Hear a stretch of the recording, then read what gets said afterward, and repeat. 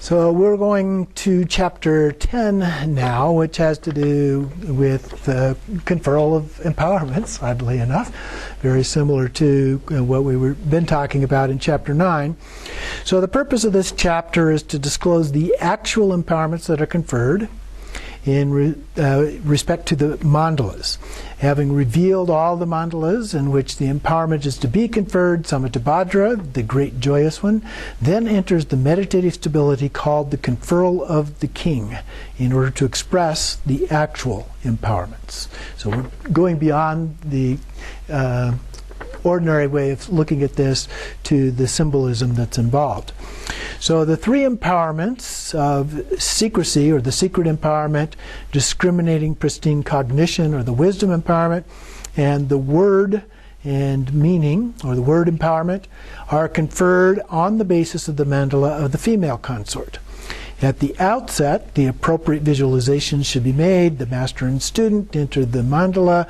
The lower empowerment should be successfully conferred, and the female consort should be consecrated in the appropriate manner.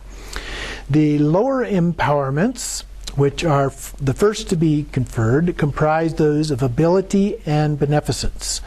The 5 inner empowerments of ability are those of the listener, meditator, enlightened activity, and the expositor, and the king of indestructible reality, which are respectively associated with Ratnasambhava, the central deity, or Virachana Akshobhya, Amoghasiddhi, Amitabha, and the 5 enlightened families together. Without receiving these, no progression through the secret mantras is possible. The 10 outer empowerments of beneficence are those of the crown ornament, diadem, rosary, victory banner, seals, parasol, vase, food and drink, the 5 nectars, these are said to confer excellence, to remove obstacles, and reveal the indivisibility of cyclic existence and nirvana.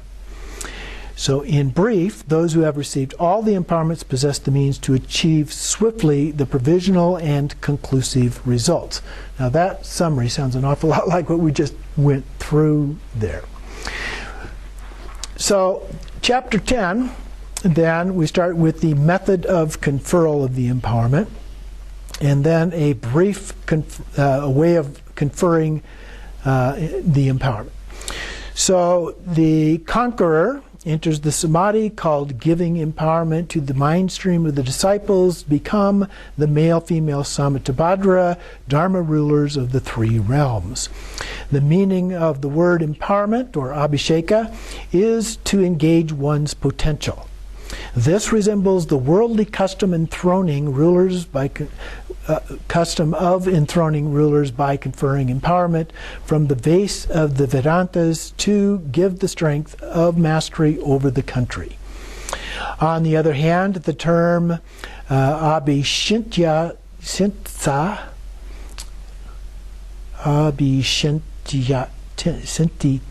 I can't even pronounce it.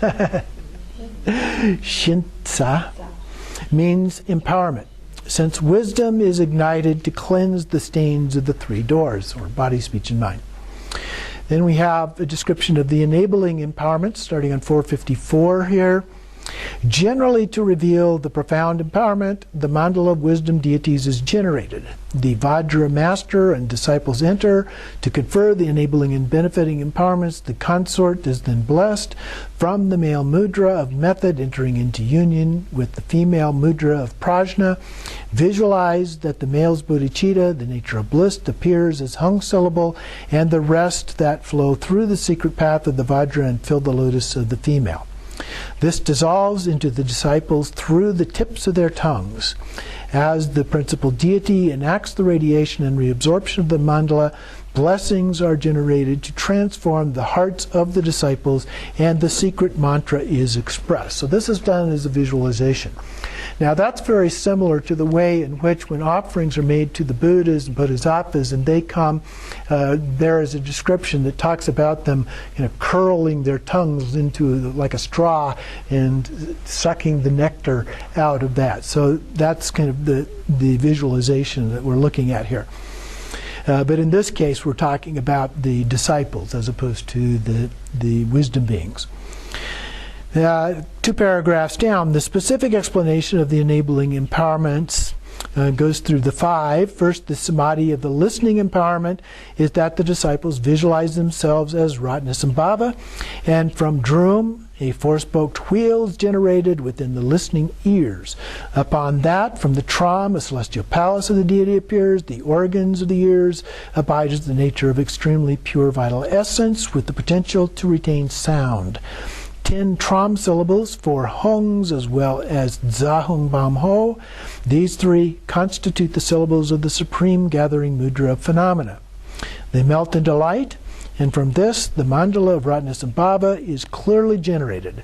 The Vajra Master emanates the identical wisdom being to dissolve into the disciples' ears, purifying the obstructions of listening. Everything, including all deities, melt into light and are therefore imagined to be Ratnasambhava. And so then the blessing, which it shows in detail here. So before, when we talked about this, we listed this and gave a brief description of it, but here it gives more detail then about the listening empowerment as a part of that. Then on down, next paragraph, starting with the word second, the samadhi of the meditation empowerment. So within the heart of the wheel of the visualization, so the eyes, where the celestial palace is generated, is the vital essence, the size of the mustard. It becomes a hong, surrounded by the supreme garland of syllables. The syllables melt into light, and the wisdom being emanates and dissolves. And then again, there is the blessing, which is also detailed. Next paragraph, third, the samadhi of the enlightened activity empowerment at the celestial palace of the wheel of the hands. And so we have the hong again, the wisdom being emanated, dissolved, become the male-female Amoghasiddhi. And then the blessing from that on page 456, paragraph starting with the word fourth, the samadhi of the teaching empowerment in the celestial palace of the wheel of the tongue. We're going through the various sense organs here as a part of this. The 10 Hri syllables melting into light becomes Amitabha. And then the wisdom being emanates and dissolves. And then again we have the giving and the blessing. Then down at the bottom we have the fifth one, the samadhi of the empowerment of the Vajra ruler's sovereign command. This relates to the 5 limbs, including the head. And so we have great motion of the wheel of the celestial palace. So we have the right shoulder as the hong, the head, the om on the left shoulder, so on the left leg, ang, and right leg, ha. All melt into light and become the individual mandalas of the 5 Buddha families. At the perimeter, meditate on the 10 wrathful ones and the encircling wheel of protection.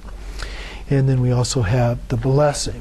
Now, when it talks about the rim or the wheel and so forth, if you look at the actual mandala that we circulated, there are places where there are actual circles drawn as a part of that. Patrick's looking at one here, but you can actually see a drawing of the wheel part of that superimposed on that. So then we have the faults of having failed to receive the empowerment, which applies to those who attempt to listen, practice, teach, and so forth the secret mantra without having received the outer, inner, and secret empowerments. Now we received the empowerments when we received that with Jimmy Lodro Rinpoche, but he didn't elaborate and spell all of that out. They thereby fail to please the secret mantra Vajra Master. For them, not only is there no city in that life as a result of attainment, they will suffer the torment of the lower realms in the future, and their lives will be ruined. It's okay. We received the empowerment. We need to do the practice now. Okay, so then we have the benefiting empowerments, the other empowerments here. The benefiting empowerments are that the disciples are visualized as wisdom deities, and they don the jeweled crown, which is the conferral of empowerment of the Dharma ruler of the 3 realms. Okay, so then it goes through and it gives a detailed description of this process and the placement of that, and the garland of flowers and the crown. The crown is sometimes used, and sometimes he didn't actually use a crown as a part of that, but sometimes the crown is actually touched on the head of the disciple for that empowerment. And then we have the armor and the victory banner, the mudras, the parasol, and so forth for the fourth empowerment, which is the fully endowed potential to benefit others. And then we have the vase, food and drink, and so forth, for the empowerment of full potential to accomplish one's own purpose. And then finally, the five essence empowerment, conferral, purifying the five aggregates as the five males, the five elements as the five females, and the five passions as the five wisdoms. So then it talks about the benefits of these empowerments. So from that day onward, as we saw before, one becomes the child of the family and heir of the victorious one, Samattabhadra. At the top of the next page, it is also said that at the very moment the bodhicitta is initially generated, one becomes an heir of the victorious ones according to the outer paramita vehicles, the 6 perfections, the 10 perfections, and so forth. Once the empowerment, down below the quote, once the empowerment is received, the inevitable fall to the lower realms in future lives due to karma and habits is lessened and exhausted, so that the lower realms and all associated suffering will no longer exist. Similar to the empowerment of immortality, this life will be longer and fully abundant with the happiness of prosperity and freedom. Now, the happiness of prosperity and freedom is not about being rich and those kind of things, but having the opportunity then to study and practice. There will be temporary rebirth in the higher realms of gods and humans, and one will always be engaged in virtue. Ultimately, the master of liberation, the 2 aims of beings will be thoroughly accomplished. Okay, so that completes chapter 10, short one.